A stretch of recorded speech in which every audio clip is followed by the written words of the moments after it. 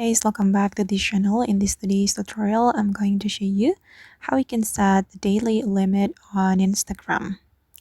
Okay, let's get into it, guys. Here I have opened my Instagram, and first of all, we need to go to the Instagram setting. You can go to your profile first, and then you can click on these three lines on the top right corner. Then you can go to the settings and privacy. Okay, and here you can go to the time management.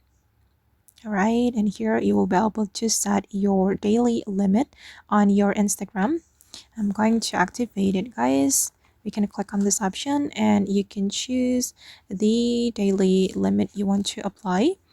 For example, I'm going to apply for 1 hour. So I can only open the Instagram only for 1 hour. And after 1 hour, I cannot open the Instagram application on my phone. Alright guys, and that's all the way to set a daily limit on Instagram. I hope this tutorial will be useful for you. Thank you so much for watching. And if you found this tutorial useful, don't forget to hit the like button, leave your comments, and also subscribe to this channel. Bye!